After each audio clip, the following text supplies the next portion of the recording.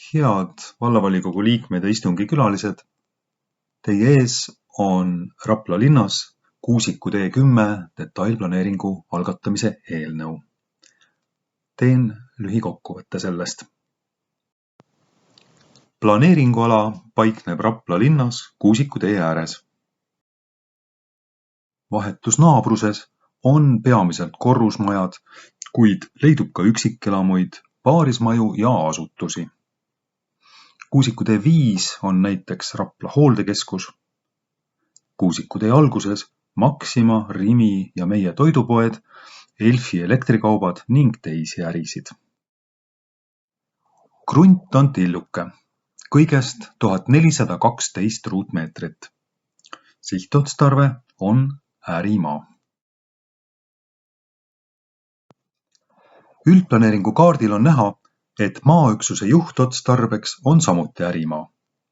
Olemasolev ärimaa. Kavandatavat juhtotstarvet pole määratud. Üldplaneeringus on siis teatavasti eristatud olemasolev ja kavandatav maakasutus. Kavandatav on viirutusega ja olemasolev on värviga või sellise värvirastriga. Üldplaneeringust ei tulene ühtegi asjaolu, mis viitaks vajadusele olemasolevaid ärifunktsioone maaüksusel põlistada. Ja nagu Mahlamäe katlamajagi puhul, mis oli ärimaa, kuid sai korterelamamaaks, on ka Kuusiku tee 10 mõistlik kavandada kortermaja, sest kõik üldplaneeringuga määratud muud tingimused selleks on olemas. Maaomanik tegi veebruaris algatamisettepaneku ning volikogu on selle detailplaneeringu korra juba üldplaneeringut järgivana algatanud, siis 25. veebruaril. Aprillis selgus siiski, et Rahandusministeerium palub asja menetleda üldplaneeringut muutvana. Mai lõpus kinnitas ka õiguskantsler, et ta ei sekku ametkondade pädevusvaidlusesse. Küsimus oli siis nimelt selles, et kas üldplaneeringu muudatuse määratlemine on Rahandusministeeriumi või volikogu pädevuses. Tihti küsitakse, et mis vahet seal siis on, et kas on tegemist üldplaneeringut järgiva või üldplaneeringut muutva asjaga. Planeerimismenetlus on suht keeruline, kuid on ka planeerimisseaduses üsna täpselt lahti kirjutatud. Seadusest tulenev detailplaneeringu menetlusaeg on mõned kuud. Ülejäänud aeg kulub kokkulepete sõlmimisele, planeeringulahenduse väljamõtlemisele ja mitmesugusele koostööle.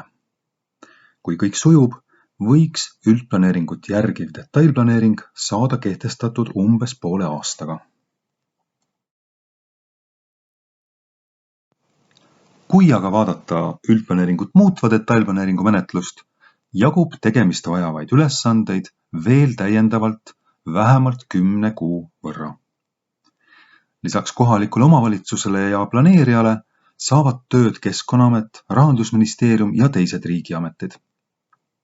Mõistagi on ka kulu suurem ning menetluse keerukuse tõttu on võimalik, et mõni asi ei laabu ja tegelikult kulub aega plaanitust veel palju rohkem.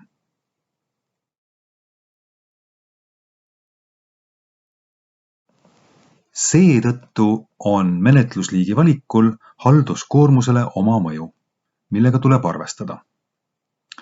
Antud juhul on paraku õigusselguse huvides vaja see keerulisem menetlus läbi teha. Juunis-juulis koostas Algranel KSHL hinnangu, mille Keskkonnaamet heaks kiitis. Augustis valmis hoone eskiis ja augusti lõpus oleme taas valmis detailplaneeringut algatama. Arendaja on teinud ettepaneku Kuusiku tee 10 krundile paigutada 4-korruselise kortermaja, mille igal korrusel oleks 4 korterit. Parkimiskohti mahtus sellisel juhul planeeringualale 14. Majanduskomisjoni hinnangul on korteriturul konkurentsi pakkumiseks vajalik vähemalt 1 parkimiskoha olemasolu korteri kohta.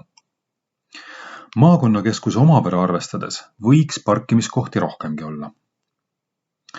Kortermajade vahel on vallale kuuluv transpordimaa tükk suurusega 2004 ruutmeetrit. Planeerimise käigus tuleb kaaluda võimalusi munitsipaalmaale avalikult kasutatavate parkimiskohtade väljaehitamiseks, kuid kokkulepped on selleks alles vaja sõlmida.